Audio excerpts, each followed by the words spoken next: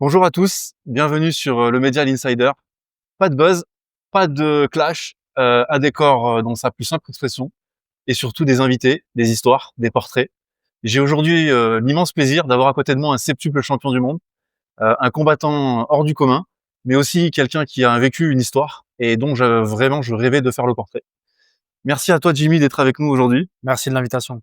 C'est pour moi un immense plaisir. T'es un peu comme le parrain de la chaîne puisque t'es le premier à accepter cette invitation. Bah, ça fait plaisir. Et franchement, je pense que je pouvais pas rêver d'un meilleur invité pour démarrer. Donc je voudrais, avant de passer aux choses sérieuses, t'exprimer vraiment ma grande gratitude d'être venu. Bah, merci et avec grand plaisir. Merci beaucoup, Jimmy. Alors, pour ceux qui ne te connaissent pas, Jimmy, est-ce que tu peux, en quelques secondes, vraiment présenter un peu qui tu es et ensuite, on attaquera avec une question un petit peu plus personnelle. OK, bien sûr. Bah, alors moi, c'est Jimmy Vienno, j'ai 30 ans, j'ai 117 combats. Je suis 7 fois champion du monde, champion du Lumpini Stadium, un des plus gros stadiums de la Thaïlande et de multiples récompenses en pied-point. Donc voilà, je suis un petit peu la référence mondiale en boxe thaï, kickboxing et là en transition pour le MMA. Et puis à côté, voilà, j'ai quelques projets à gauche à droite aussi, que ce soit dans mon livre que j'ai lancé, l'acting, voilà. Ok, parfait. Donc, comme Jimmy nous explique, et c'est quelque chose sur lequel j'aimerais vraiment insister, aujourd'hui dans le sport français, c'est pas commun de détenir 7 titres de champion du monde, surtout dans un sport de combat. Les internautes nous diront, ils feront leurs recherches. À notre connaissance, je crois que tu es probablement le sportif le plus titré de l'histoire dans ce domaine-là. Donc un grand merci. Le côté sportif va nous intéresser aujourd'hui dans cette interview, mais j'aimerais vraiment qu'on parle de l'homme et qu'on essaie de voir un peu qui est Jimmy Vienno en dehors du ring. Et la première question que je vais te poser, elle peut te paraître un peu singulière, elle est ouverte et elle est vraiment à ton appréciation. Aujourd'hui, tu as 30 ans. Ça fait quoi de vivre dans la peau de Jimmy Vienno? C'est comment au quotidien de vivre en tant que Jimmy Vienno? Bon, bah, déjà c'est moi donc je m'en rends pas compte. Après je suis toujours dans le travail, je regarde jamais ce que j'ai fait en arrière. Donc je suis toujours dans le futur, avancer, avancer, avancer. Donc je suis toujours en quête de travail et de performance. Donc voilà, on va dire que je suis un bosseur et un affamé de la réussite et après pas plus quoi. Je suis quelqu'un de simple et humble. Ouais, et je confirme pour les internautes, organiser une interview avec Jimmy, ça a été non seulement un bonheur, mais d'une simplicité incroyable. Vraiment, Jimmy, merci quoi. Bah, avec grand Vraiment. plaisir.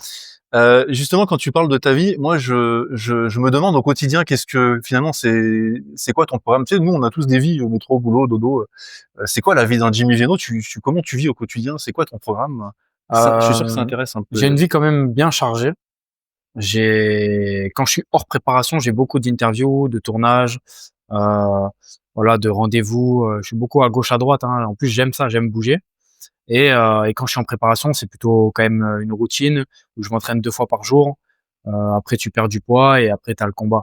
Donc j'ai quand même une vie bien mouvementée. En plus, avec les stages que je donne à gauche, à droite, j'ai 80 on va dire, vie professionnelle et 20 vie privée. D'accord. Donc, contrairement aux idées reçues, pour les futurs champions de boxe qui nous regardent et qui peut-être un jour voudraient suivre le chemin de Jimmy, être sportif de très haut niveau, c'est aussi beaucoup de travail, si j'entends, et c'est pas des vacances permanentes. C'est des travails et c'est beaucoup de travail et c'est des sacrifices aussi énormément parce que, parce que tu dois sacrifier, tu dois travailler et encore c'est même pas sûr que tu y arrives Ouais. et voilà, il y a énormément faut mettre beaucoup de choses qui passent en priorité avant les petits plaisirs quotidiens et surtout, faut faire faut faire tout ce que les autres ne font pas pour sortir de la norme et sortir, de la vie quotidienne des gens, en fait. Parce que tout le monde la plupart des gens, hein, 90 des gens en total font leur routine, passent d'abord leur, leur passion ou ce qu'ils aiment faire avant le travail et puis moi, j'essaye de justement de faire l'inverse. Eux, ils ont une vie, souvent il y a des enfants déjà, nous, comme on est des carriéristes, c'est plus on doit mettre d'autres choses en avant Bien pour sûr. pouvoir y arriver et c'est pas dans le même ordre en fait que quelqu'un Ouais. de «normal» entre guillemets, Oui, bien sûr. Quelqu'un qui a une vie plus basique, ouais. oui, plus banale, dirons-nous. Mais c'est un choix de vie et moi j'aime ma vie et de plus en plus ça s'accélère et j'aime bien. J'essaye de pouvoir faire des projets à gauche à droite, tout le temps en rapport avec l'image et avec, mon sport. Mais voilà, c'est le but en tout cas et en tout cas moi jamais je pense que je pourrais travailler, pour un patron, c'est quelque chose que j'arriverais pas à faire, je pense. Ouais, sur ce format-là, t'es pas calibré comme ça, t'es pas fait comme ça. Déjà, je l'ai jamais fait. J'ai jamais travaillé pour quelqu'un, j'ai toujours travaillé pour moi. Je suis passé pro à 17-18 ans. Je boxais déjà depuis longtemps. Bien sûr.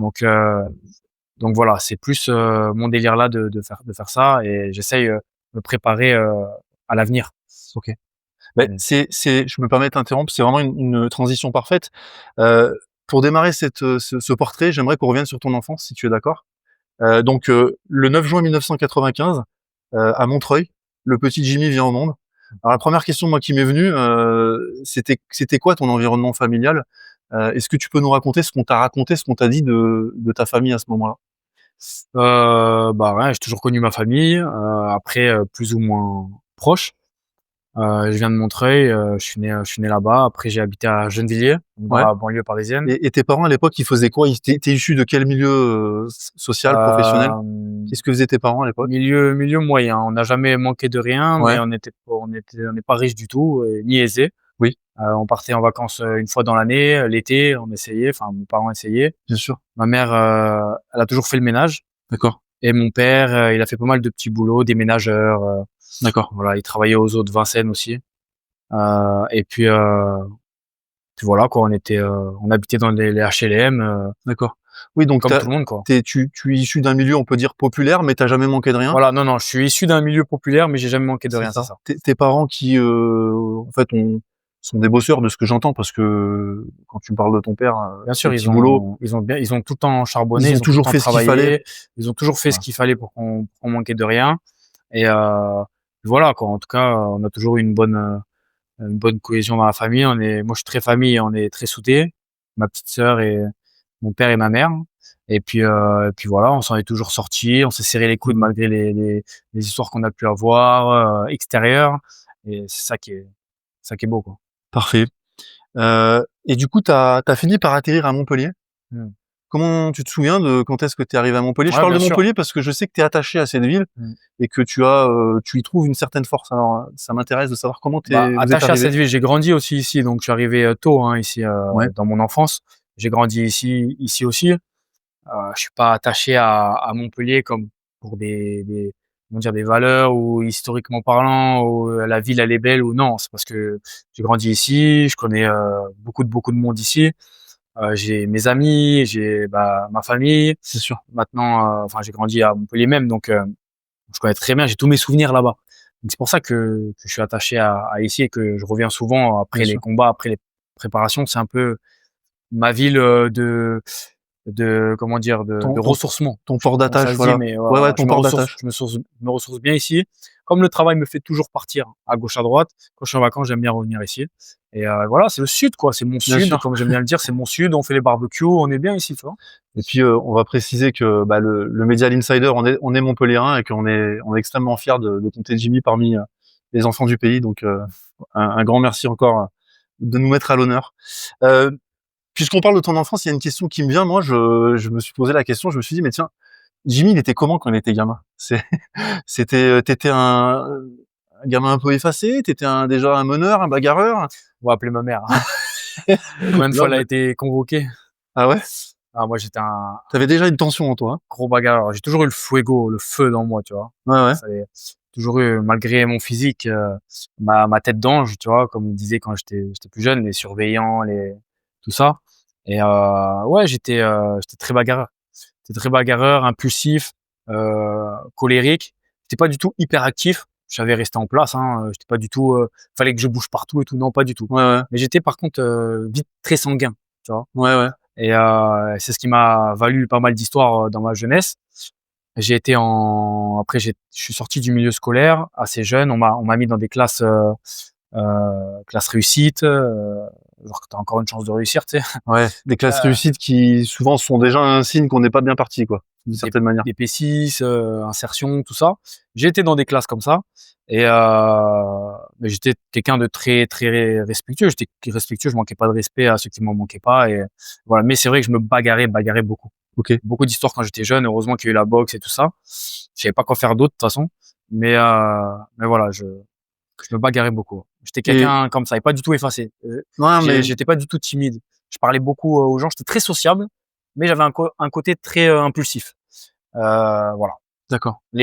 Souvent les gens autour de moi, les surveillants, les profs et tout ça, ils disaient que j'étais attachant. C'est Voilà. non, c'est un mot un peu à la mode, attachant, mais ouais, effectivement. Autant quelqu'un avec, un grand cœur et quelqu'un avec qui on peut lier des Bah, liens, dans les que quelqu'un qui amis, finalement, peut aussi, quand j'ai des amis, déborder. des bons amis qui sont là avec moi et la famille, bien sûr, des gens que j'aime en fait, des gens qui sont là avec moi, heu, bien sûr, je suis au top avec eux, ils sont au top avec moi, on est ensemble quoi, tu vois? Bien sûr, Mais les gens extérieurs et tout, moi je m'en fous et voilà, c'est vrai que il y a un gros contraste entre les 2, tu vois? J'ai pas trop un juste milieu. Aussi bien je peux m'en foutre de toi si je te connais pas et alors que, pour rien, je peux être, pas bien pour toi alors que tu es avec moi, tu vois? bien sûr, bien sûr. Non, non, mais je pense que c'est rentrer dans le cœur de Jimmy ou dans son entourage, c'est quelque chose, qui a de la valeur à tes yeux. Mmh, C'est pas donné à tout le monde quelque part. Tu sélectionnes tes amis. bien sûr. Pour revenir justement sur cette enfance, donc en synthèse, tu viens d'un milieu populaire. À l'école, tu démarres pas forcément, sur les meilleures bases. En tout cas, tu as un tempérament de feu. Tu te retrouves plus ou moins dans un parcours un peu parallèle, au niveau scolaire et à ce moment-là, toi, tu rêves de quoi? Je veux dire, tu te projettes dans le futur ou Je me parce que projette pas des dans le futur, je me projette pas dans le futur, pardon, mais je sais déjà ce que j'aimerais plus faire. Travailler pour quelqu'un, impossible. Franchement, c'est comme une phobie. Enfin, je sais ouais, pas comment l'expliquer, mais c'est bien pas sûr. possible, tu vois? Ouais, Je peux pas faire ça, je peux pas me retrouver là. Alors qu'est-ce que je peux faire d'autre? J'aime quoi? J'aime le combat. Donc il y a les sports de combat dans lesquels j'étais déjà. J'étais au judo et 13 ans en boxe thaï.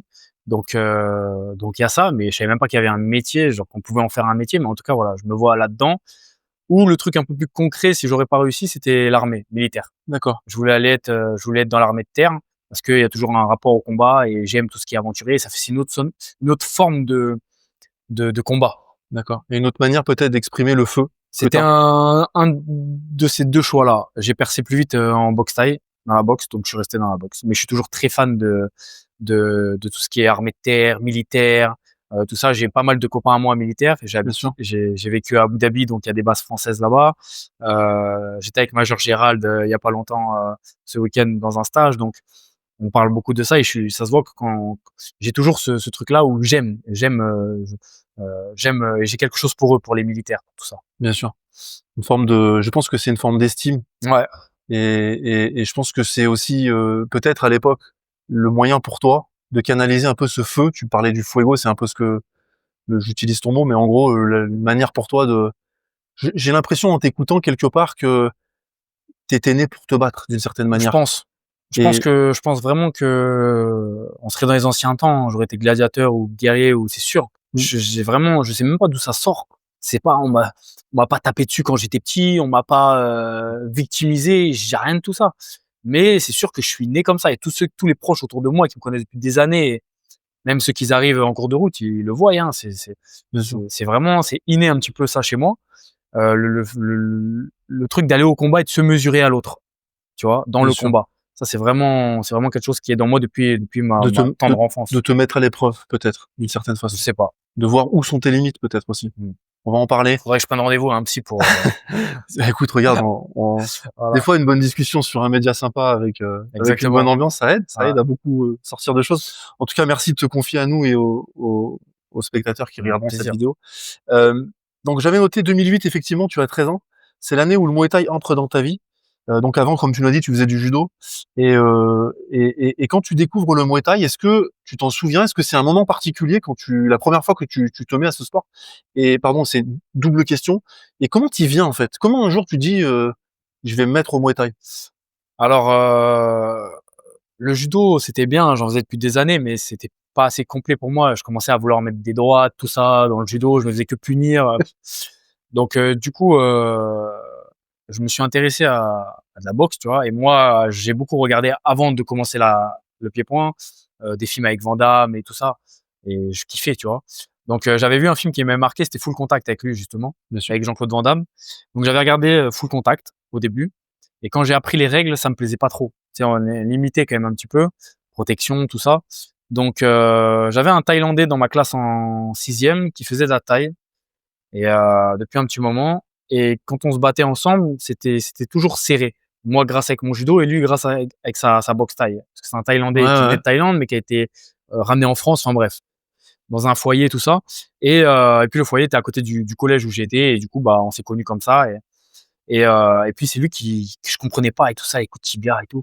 Et il me disait, bah, moi je fais de la boxe thaï et tout ça. Voilà, viens, passe dans mon club, tout ça. J'ai pas été dans son club parce que c'était trop loin de chez moi. Moi, j'habitais à Montpellier Sud, lui, son club était à Montpellier Nord, donc loin. D'accord. Par contre, dans mon quartier, il y avait un club de boxe thaï.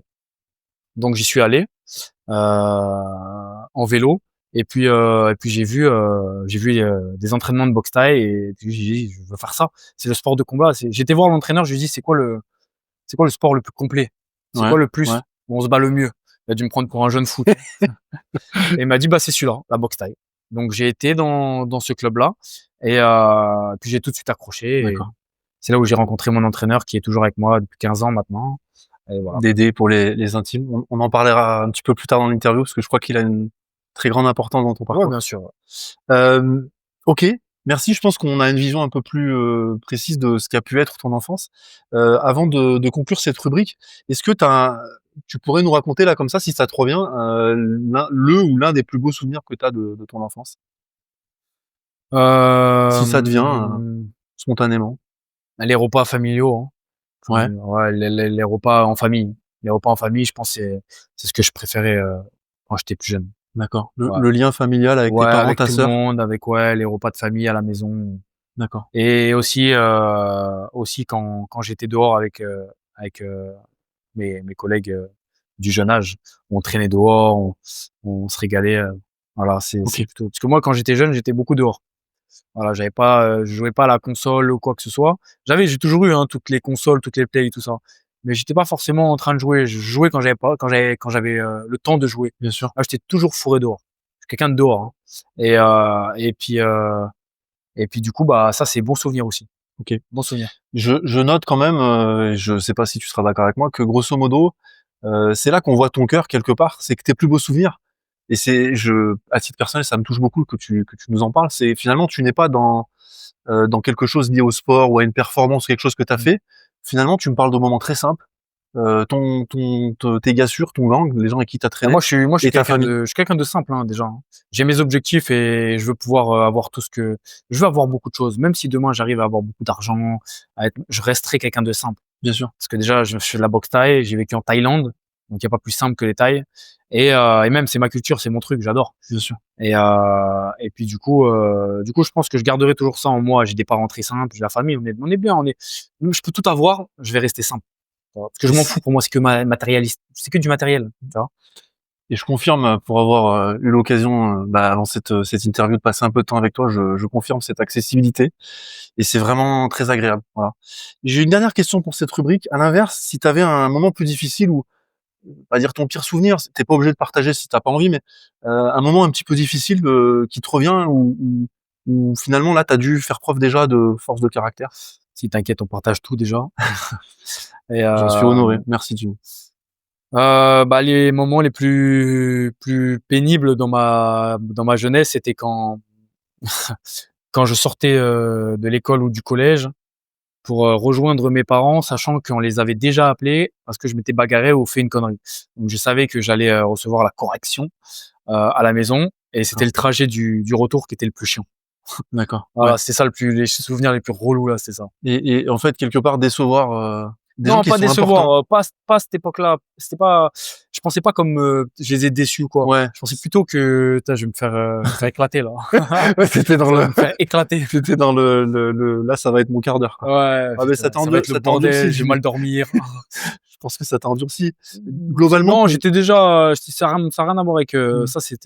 Ça m'a pas forgé le caractère. ouais, C'était plus, une salle, un petit quart d'heure, compliqué à passer là parce que je sais qu'on m'attendait, à la maison, tant que je prenne le bus, je prenais longtemps le bus, le tram, je loupais des trams pour arriver en retard, pour que retarder le moment, de galère là. d'arriver à l'école Mais ouais, c'était enfin, pardon, c'était de rentrer chez toi, en tout cas, ce qui me vient maintenant là, les moments, les plus relous, voilà, c'est ça, c'est sorti de OK. à gauche, à droite, de faire des bêtises et je sais qu'on les a déjà contactés et j'ai le chemin du retour à me poser des questions: «Qu'est-ce qu'ils vont me faire?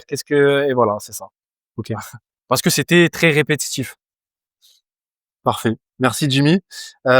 Écoute, c'est une transition absolument parfaite vers une petite rubrique. On va revenir à des choses un petit peu plus légères.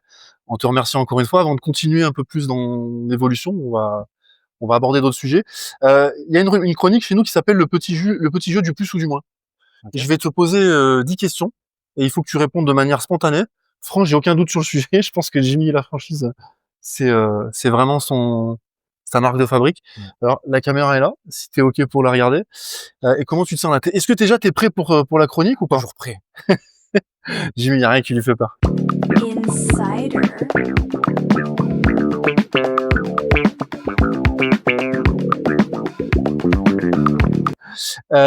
Alors, Jimmy, le plus gros doute que tu aies eu dans ta carrière, celui où tu as vraiment envisagé d'arrêter? Quand j'ai eu une série de défaites, quand j'avais 20-22 ans, dans ma carrière où c'était très compliqué. En plus, je m'étais blessé, tout ça. Là, j'ai eu un gros moment de doute. Le moment où tu as été le plus fier de toi en dehors du sport. Attention, on parle pas encore de tes titres de champion du monde. En dehors du sport, en tant qu'homme, dans ta vie privée, le moment où tu t'es senti le plus fier de toi. C'est quand j'étais sur la bonne route, la bonne voie et que bon, ça a un rapport avec le sport, mais que voilà, je rendais fier, la famille et qu'ils ont vu que j'étais cadré maintenant. Alors là, on revient un peu au sport. Le combat le plus jouissif que tu as gagné. Jouissif, Parce qu'il y avait une saveur ou que le mec te revenait pas ou, tu vois, le je pense combat, que je pense que je vais venir à mon avant-dernier combat où j'étais revenu, j'étais blessé, je m'étais fait opérer du dos. J'ai fait une grosse préparation et c'était là récemment. J'en ai eu plein d'autres avant, mais récemment, c'est celui qui me vient direct où j'ai mis KO, mon adversaire et que j'ai explosé. C'était super. le moment où tu étais le moins prêt à monter sur le ring, mais t'y allais quand même. T'as le droit de nous raconter une anecdote, genre t'es sorti la veille ou... Non, non, je suis toujours très sérieux. Moi, j'ai toujours accompagné ma vie de jeune et ma vie d'athlète de haut niveau pour pouvoir rien louper et pas péter les plombs à 40 ans. Mais pendant les préparations et les combats, je bougeais pas une oreille. Et pendant, après le combat, je sortais. Petite parenthèse. Ok. On va dire, c'est contre un Thaïlandais qui m'avait battu 2 fois. La 3e fois, j'ai gagné. Et la 2e fois, j'avais pas du tout envie de. Je le vois passer devant moi dans les vestiaires, taillé, tanké, plein de huile, et j'avais pas du tout envie de fighter contre lui. Ah, donc Jimmy parfois peut avoir un petit trac avant le match. Ouais, ouais, Mais c'est ouais. bien, c'est bien. Le plus gros sacrifice que tu aies fait pour ton sport. On va dire ma vie personnelle avec tout ce qui est couple. Voilà. On va dire c'est le plus gros sacrifice que j'ai retardé ça plus tard. On va y venir pour les prétendantes, on va en discuter. Le moins bon souvenir de vestiaire. Avant, après un combat, si t'as un souvenir comme ça qui te vient, Pareil, c'est le combat que je t'avais dit. ok. Le combat que je t'avais Ouais. dit, c'est celui-là où t'es plus. Ouais, t'as Quand je marqué. le vois passer devant moi là, c'est là où je me dis oh là là, ça va être compliqué. Le plus bel adversaire humainement, je dis bien humainement, que tu as rencontré, le meilleur mec. Le mec avec qui tu partirais en vacances ou ça peut devenir un frérot. Il y en a beaucoup que j'ai fighté et que c'est devenu des amis. Hein. Si je devrais en dire un, je dirais un Espagnol. Je l'ai boxé 3 fois, j'ai gagné 3 fois, mais c'est un super gars, franchement, très gentil. Je pourrais aller à Ibiza avec lui. D'accord. Tu veux citer son nom ou s'il te Ouais, revient? Ryan. Allez, dédicace. L'adversaire le plus dangereux que t'aies affronté ou celui où t'as senti qu'il y avait un vrai risque. Bah, le même Le Thaïlandais, Thaï, Chanachong. Ouais, comment il s'appelle? Chanachong. Chanasong. Ok. Alors là, on va passer sur la vie un peu plus légère. Le plus gros râteau que t'as pris dans ta vie. Je parle des meufs, hein. Franchement, j'en ai jamais pris. La vie de ma mère. Non, je te jure, c'est vrai. J'en ai jamais pris. Ok. Bon, on fera une rubrique à la fin. J'ai eu des copines où c'était plus dur à les avoir. Ouais. Elles m'ont fait galérer et tout. Au final, je les ai eu. J'ai jamais eu de non. Ok. On fera une rubrique à la fin. Love conseil de Jimmy. Allez, une dernière question un peu plus légère. Le truc le plus nul que tu kiffes, mais tu assumes. Ça peut être, je te donne des exemples, ça t'aide. Ça peut être une série, un plat, une habitude. Genre, tu fais un truc ou un truc complètement décalé, mais que Non, t'assumes. je pense que c'est la musique. Des fois, j'écoute de la musique très variété française, tout ça. Après les entraînements calmes et tout ça. Je pense que si on me verrait écouter ça, ça ferait rigoler plus d'un. Allez, si t'assumes jusqu'au bout, donne-nous un artiste. Céline Dion. Céline Dion. Donc Jimmy Vienno, septuple champion du monde de boxe thaï. Le mec avec qui on n'a pas envie de se fighter, il kiffe Céline Dion. Ce genre, je la kiffe, c'est la patronne. Hein. Jimmy, je te remercie. On va continuer. On va attaquer une deuxième période, les débuts de ta carrière. Alors, 2013, t'as 18 ans. Si mes informations sont bonnes, c'est l'année où tu deviens pro. Est-ce que tu te rappelles de ce que tu as ressenti au moment où officiellement tu deviens professionnel? Qu'est-ce qui se te passe par la tête et comment tu te sens? Bah, je suis passé pro. Je venais de gagner le championnat d'Europe amateur junior. Donc je suis passé proche derrière. C'était l'étape qui me permettait de, si je gagnais, passer professionnel. Et c'était en juillet. Et je suis passé fin juillet et j'ai été appelé pour un tournoi professionnel. Donc mon premier tournoi professionnel en Suisse, début septembre. Ok. Où Ouais, donc t'as pas eu le temps de fêter, quoi. on mettait pas 1 euro sur moi. Et j'ai gagné le tournoi. J'ai choqué tout le monde. Et c'est là où après ça s'est enchaîné, TIE Fight, etc. et tout ça. Mais voilà, j'ai pas eu le temps de. Comme je t'ai dit, c'est que le devant. On regarde que devant. Ouais. Toi. Quand t'as un projet, Je suis trop focus et je regarderai après ce que j'ai fait, tout ça. Je kiffe, hein, des fois, je regarde en arrière, je fais ah ouais, j'ai fait ça et tout, c'est vrai. Mais c'est tout droit. J'ai pas eu ce que je devais avoir, ce que je devrais avoir. Je suis loin de tout ça, donc je peux pas me permettre de regarder derrière. C'est sympa, mais c'est devant surtout.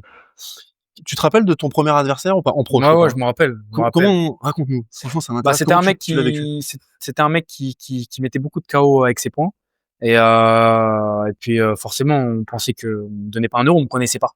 Et on me connaissait dans certains coins, mais j'étais pas connu encore, tu vois, loin d'être connu. Donc du coup, c'est lui que pour moi, c'est le plus dur du tournoi que je prends au premier tour. Et puis premier middle que je lui mets, je lui casse l'avant-bras. Et par contre, chapeau à lui parce qu'il a terminé Ouais. le combat. Mais premier coup de tibia que je lui mets, je lui casse ici l'avant-bras. Et tu sens que ça casse? Non, je sens pas, mais je sens que je l'ai touché quelque part, tu vois. Ouais. Et après, je termine, on fait une vraie guerre. J'ai gagné largement le fight. Et donc là, j'ai choqué déjà les gens. Même si je perdais en finale, Ouais. c'est pas grave. Parce que là, la prestation que je venais de faire, elle avait choqué beaucoup de gens. Ouais. Et du coup, après, j'ai gagné le tournoi. Tu marques les esprits à ce moment-là, Voilà. direct, quoi. Et puis, ça m'a fait, j'ai rien ressenti de particulier, hein. J'ai déjà boxé sans protection avant. Mais bon, là, c'était juste la plus grosse prime que je prenais, de ma vie encore à cette époque-là. Surtout en Suisse. On Mais va voilà. parler d'argent après, t'inquiète. J'ai jamais ressenti quelque chose. Je me suis pas dit tiens ça y est je suis professionnel. Non, surtout je gagne le tournoi et après on enchaîne. Bien sûr. Et petite anecdote, c'est là où j'ai fait venir mes parents pour la première fois me voir fighter. Mon père était déjà venu plusieurs fois, ma mère jamais. Et pour la faire prendre conscience de ce que je voulais faire plus tard et qu'elle me prenne au sérieux, fallait qu'elle vienne voir. Et elle est venue, elle a vu les gens autour de moi parler parce que comme par hasard, c'est souvent comme ça, quand c'est son fils qui parle, ouais d'accord. Mais quand c'est les autres extérieurs qui disent Ouais. ah, il est fort, il va être prometteur, machin et tout, qui parlent de moi, là il se dit ah ouais en fait il est fort, tu vois. Et bah voilà, on les a fait venir à mon premier tournoi et puis ça a payé. Et à partir de ce moment-là, bon déjà ils me soutenaient, mais là c'était vraiment à 100%. C'est bien parce que justement, j'allais te poser la question et je me permets de rebondir. Tes parents, ils en pensaient quoi de cette carrière? Parce que moi, je suis papa, je me mets à la place de ton père ou de ta mère. Ça doit pas être facile pour eux de te voir aller à la guerre comme ça, prendre des C'est coups. pas facile et c'est toujours pas facile même maintenant, hein. Ma mère et mes parents ils stressent, hein, ils stressent plus que moi quand je fight. Mais c'est ma vie, c'est ce que je fais de mieux et c'est ce que j'aime faire. Tu peux pas aller contre un destin. Et ils sont très fiers. Ils sont très fiers de moi et je suis très fier de les rendre fiers déjà. Mais bien sûr, c'est un sentiment, c'est fier. Mon père, ils sont stressés quand je fight quand même, hein. Mais encore plus quand ils sont sur place. Ouais. Mon père, lui, il a déjà fait beaucoup de sports de combat, donc il est stressé, mais ça va. Ma mère, elle a rien à voir elle est même pas nerveuse, rien du tout, tu vois. Donc pour elle, c'était plus dur encore. La violence, elle aime pas trop et tout ça. Donc elle, c'était encore plus dur. Mais maintenant, ça va. Ils sont contents quand je fight.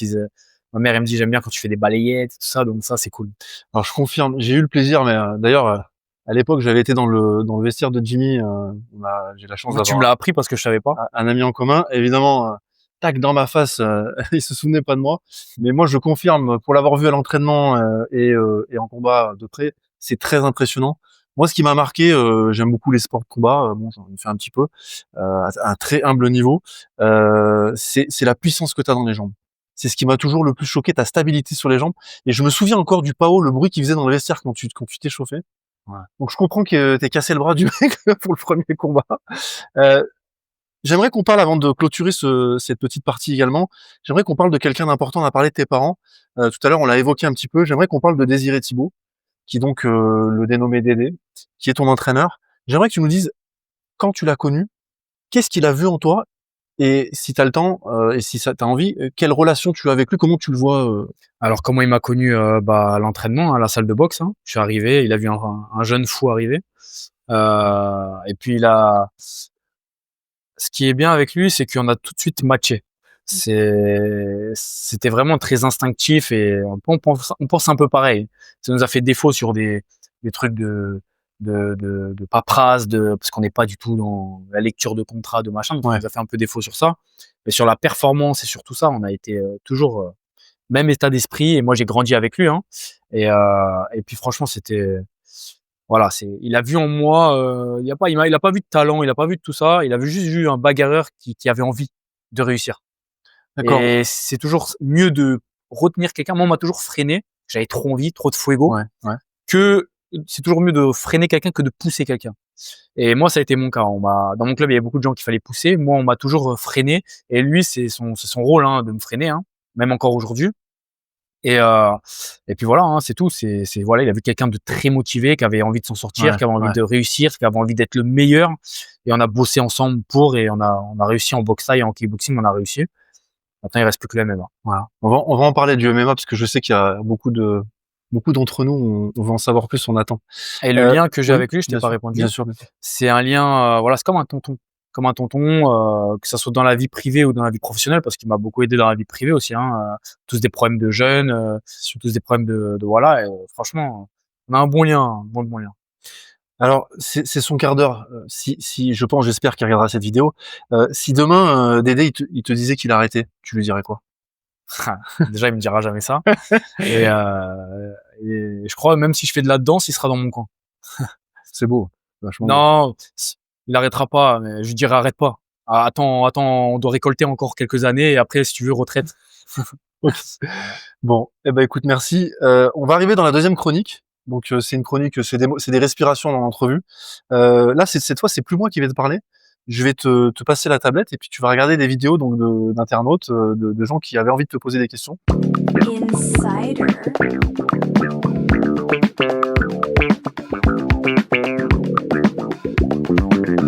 Petite question pour toi, Jimmy, juste après la Umrah.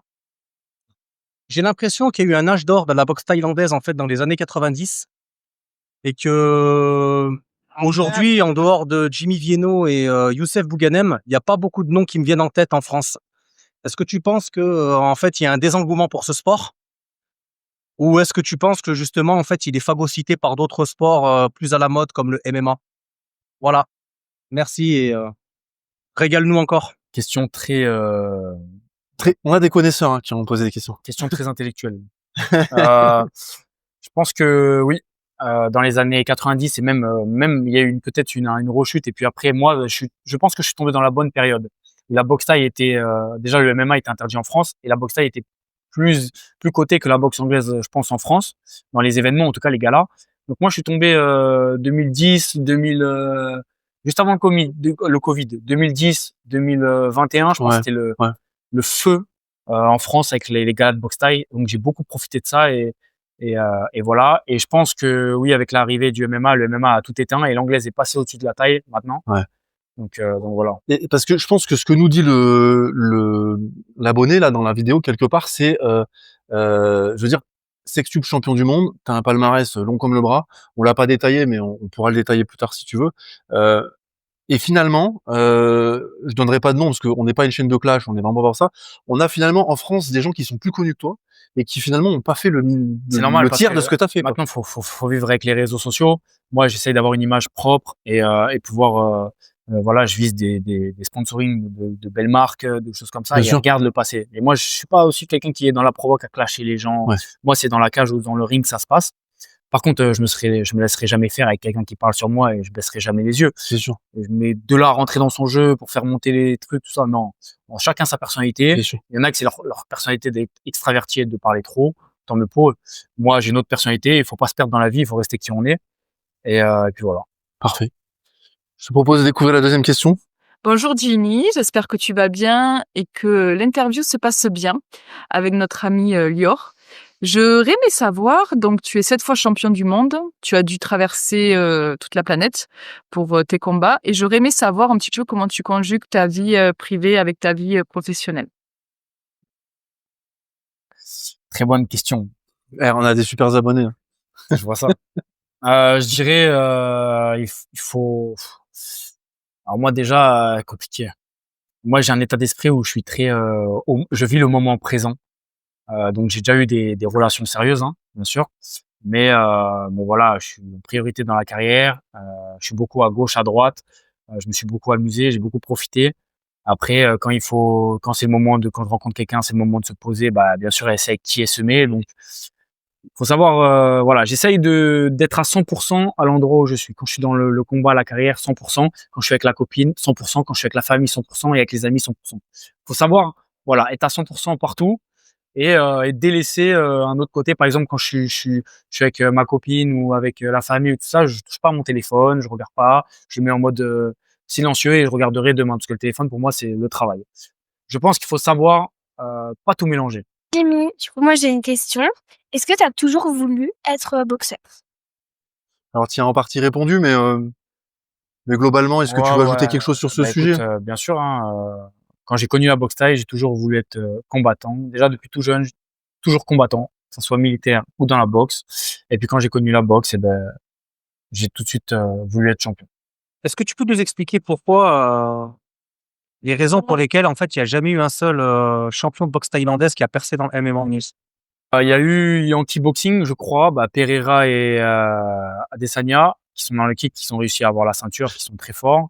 Alors, Euh, juste une chose, pardon, hein. Le kick, pourtant, c'est moins complet, enfin, moi, de mon point de vue.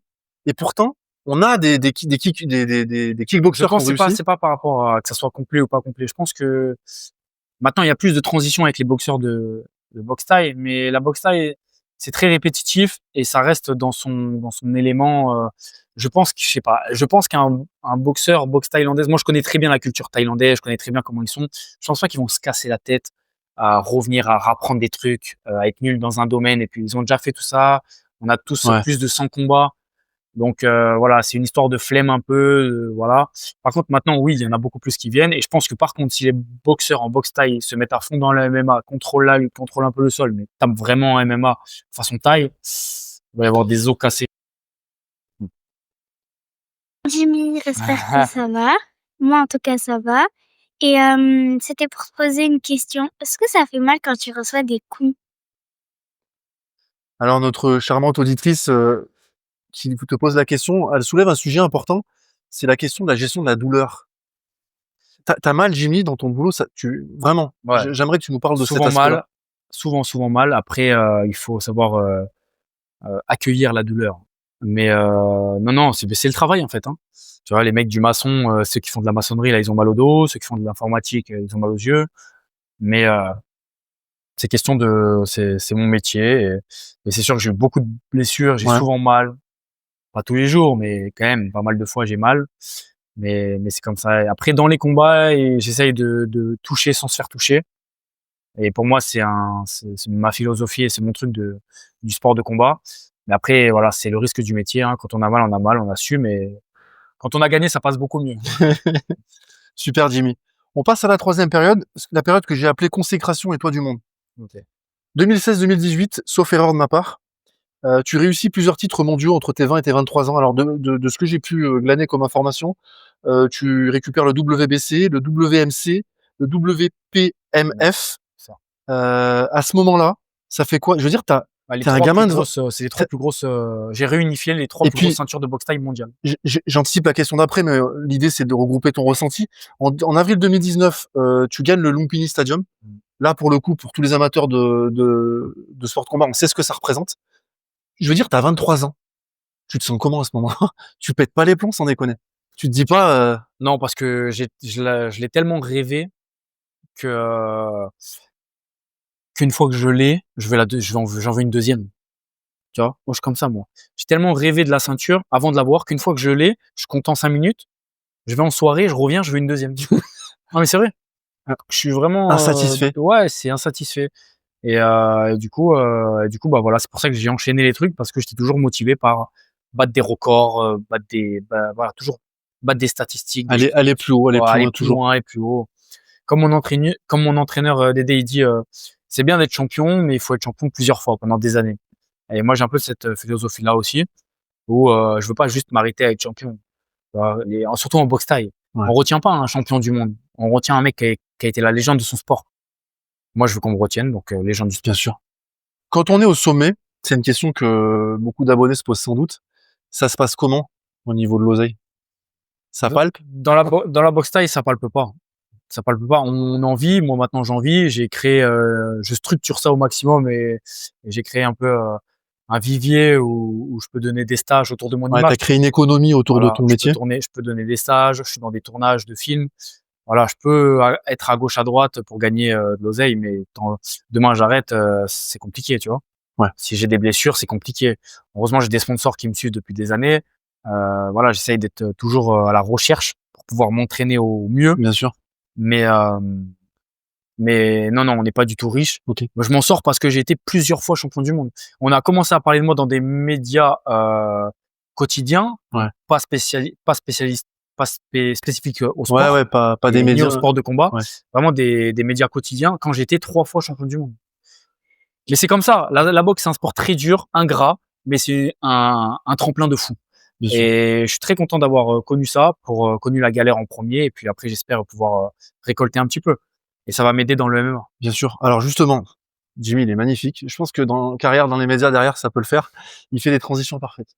3 septembre 2021, c'est ton premier combat en MMA. Alors, si je me trompe pas, tu tapes Daniel Donchenko, Exact. tu le bats par décision. Qu'est-ce qui t'amène au MMA? Juste, je précise, Jimmy, à ce moment-là, t'es 7 fois champion du monde. T'as fait le tour, t'as Non, tout pas gagné. encore, je crois. Mais j'étais pas encore 7 fois. Oui, t'as repris entre-temps, Ouais, effectivement, des titres derrière. Je crois que c'était 5 fois champion du monde. Bon, en tout cas, t'es déjà au sommet. Et à ce moment-là, tu te dis, je vais aller me mettre en danger dans le MMA. Mais Ouais, mais je fais pas de tu vas différence, t'arrêter où, en moi, fait? je fais pas de différence et je calcule pas, moi, me mettre en danger, pas me mettre en danger. Pour moi, c'est un combat, c'est la guerre. Ça veut dire, j'y vais, il y a un mec en face de moi et il veut être plus fort que moi, bah, c'est à moi de lui montrer que je dois être plus fort que lui. Maintenant, il faut être un peu plus stratégique. Le MMA, c'est tac américain, il faut être plus stratégique. Mais avant, dans mon état d'esprit, en 2021, j'avais quoi, moi, 24 ans, je crois, 25 ans.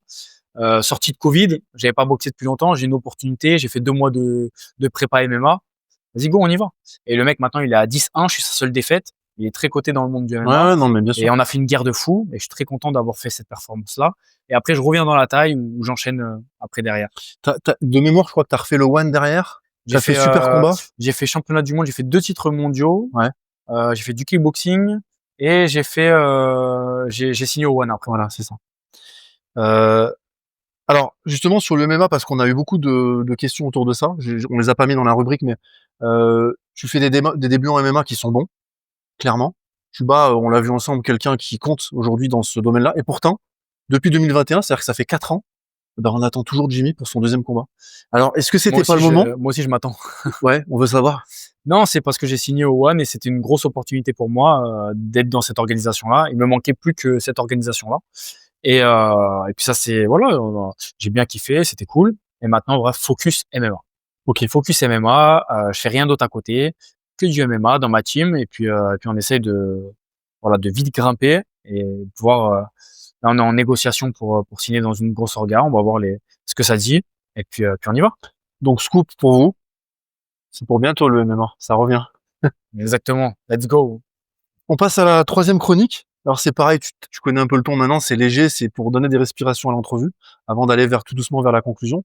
Là, la chronique, je l'ai appelée le A ou le B. Je vais te donner un questionnaire avec un choix multiple. T'as pas le droit de te défausser, mais je te connais maintenant, je pense que tu vas pas te défausser. Faut que tu me donnes une réponse. Ou c'est la réponse A ou c'est la réponse B. Okay. Voilà. Attention, t'es prêt parce que toujours prêt. Je vais te challenger. Insider.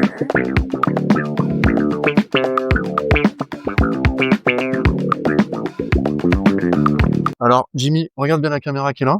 Jimmy, je suis très sérieux là. Thé ou café? Café. Au lait. Jimmy, OM ou PSG? PSG. Putain, je te kiffe. Putain, je viens de perdre 10 000 abonnés là. Jimmy, Muay Thai ou MMA? MMA. Gagner un combat moche ou perdre un combat magnifique? Perdre un combat magnifique. Ah, le gladiateur. Faire le show ou faire le boulot? Faire le boulot en faisant le show. Alors là, on complique les choses. Jimmy, Booba ou Karis? Les deux, à leur prime. C'est bon ça. Mbappé ou Yamal? T'es obligé de répondre. Je peux passer ou pas? T'es obligé. Allez, Joker. Allez, Joker. C'est celle-là. C'est ton seul Joker, on on va est faire d'accord. des ennemis après, résultat. C'est ton seul Joker. Ils vont m'envoyer des messages sur Insta. Tyson Fury ou Mike Tyson? Mike Tyson. Drake ou The Weeknd en musique? Drake. Et la dernière, La plus compliquée, j'espère que t'es prêt. T'as plus de joker, tu l'as utilisé, hein. Jimmy. Doumbé ou Baki? Baki. Direct. Pas d'hésitation, hein. Non, pas d'hésitation. Jimmy, on va aller vers la période 4 de l'interview. C'est ton actualité, tes projets. Je vais te donner l'occasion un peu de nous parler de toi maintenant et ce que tu comptes faire. Donc tu nous as parlé du MMA. Jimmy, le MMA, bon, t'es en discussion pour entrer dans une ligue. Tu penses que c'est pour quand, le prochain combat? À mon avis, septembre-octobre. De cette année? Ouais. Ah, donc ça vient vite. Ouais. Septembre-octobre. À titre perso, je suis hypé de fou. J'ai hâte, mais vraiment. Moi aussi, j'ai hâte. Vraiment. Dans ta vie perso, pour la suite, est-ce que tu as des projets? Là, on sort du cadre du MMA. Ouais, bien sûr, hein, des projets, je pense plutôt que c'est une normalité, une continuité. Faire des enfants, tu vois. C'est sûr. Je me suis toujours dit Attends, je te coupe un scoop. Jimmy Veno, il est accompagné ou pas dans la vie? Ah, ça, faut pas dire ça. Ok. Ça, c'est caché, ça. Ok. Bon, c'est haram, ça. Ouais. Mais oui, je suis accompagné, vas-y, je le dis, ouais, je suis accompagné. Ok. Les prétendantes. On t'écoute. Je dirais plutôt, ouais, faire des enfants. Je me suis toujours dit entre 30 et 35 ans, tu vois, Ok. commencer à se poser et let's go. Pas trop jeune, pas trop tard. Et c'est au feeling, au ressenti aussi. Et puis, ouais, on verra. Mais je pense dans la vie perso, c'est plus ça à construire un peu. Bien sûr. Parce que j'ai toujours mis ma vie professionnelle et construire là-dedans. Et voilà, pour stabiliser et pouvoir construire sa vie perso après.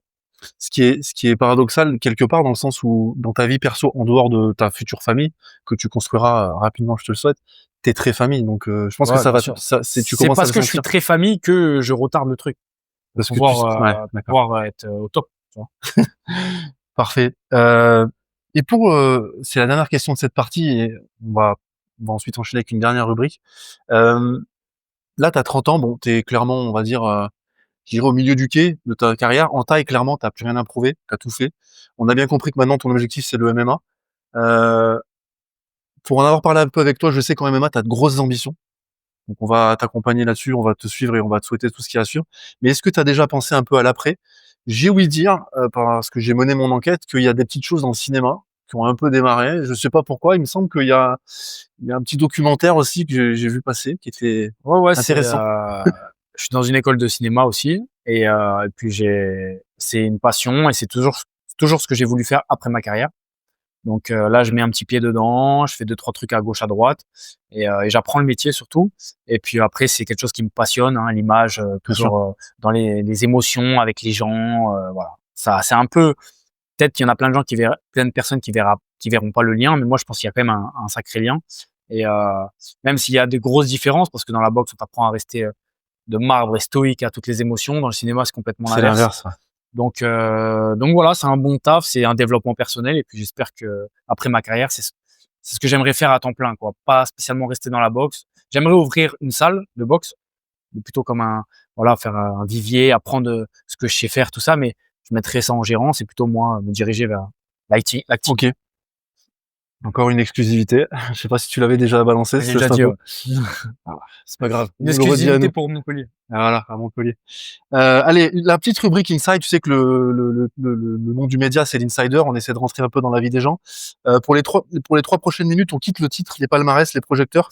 On rentre dans ce que vraiment tu as toi en tant qu'homme.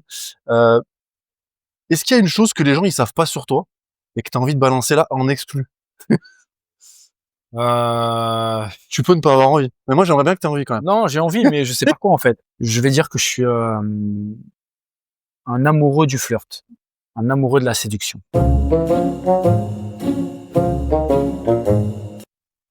Love coach, on l'a déjà dit tout à l'heure. On va dire que j'adore ça. Hein. Jimmy, quand tu as accepté de venir ici, d'ailleurs encore une fois, je te remercie. Je t'avais dit qu'on a essayé d'aller sur des terrains où tu n'as jamais été. Est-ce qu'il y a un sujet ou une cause ou un thème que t'as jamais abordé, dont t'as envie de parler aujourd'hui? Ça peut être quelque chose de totalement anodin, quelque chose qui te révolte, j'en sais rien. C'est où t'as peut-être simplement pas. Non, moi tu sais, je suis pas un mec qui tape des coups de gueule ou qui exprime des trucs. Non, pas du tout. Tout va bien. Il y a des galères comme il y a des réussites. On fait avec son temps, on y va et voilà. J'ai Bien rien à sûr. dire de spécial. Tu prends une certaine distance avec l'actualité, tout ça. Je trouve que c'est ça. Souvent, Bien on sûr. associe des sportifs. tu sais, on les fait Oui, parler. tout le monde a un message à faire Ouais, c'est paraître, ça. tout le monde a voilà, mais moi je suis bien sûr que dans ce monde, il y a des trucs de fou qui se passent. Après j'essaye de rester focus et pas me mélanger les pinceaux, tu vois. Après bien sûr que j'ai des avis tout ça, mais pour l'instant ça regarde que moi et les trucs comme ça voilà. Merci Jimmy. Si demain tout s'arrête, je te parle pas du sportif parce que ça n'engage que moi. J'aime bien paraphraser mon invité. Pour moi, tu resteras la référence en boxe thaï, clairement. Mais en dehors de l'aspect de ta carrière professionnelle, donc en tant que sportif, qu'est-ce que tu aimerais en tant qu'homme que les gens gardent de toi? Si demain je meurs, Si demain tout s'arrête, ouais. OK. Euh, que j'étais que j'ai kiffé la vie, que j'ai croqué la vie à pleines dents, que ça soit dans tous les domaines. Ça. Et les gens, ceux qui me connaissent pas, le sachent pas forcément, mais ceux qui me connaissent, ils savent que j'ai poncé la vie. Ça, c'est sûr. Ok. Ta boulimie de vivre. De kiffer, voilà. Jimmy, il reste une dernière chronique. C'est la plus difficile de l'interview et ensuite je te laisserai la parole pour conclure cette entrevue. C'est ce que j'appelle le cap ou pas cap. Allez, let's go. Est-ce que t'es prêt, Jimmy? Je regarde la caméra, là? Ouais. Insider.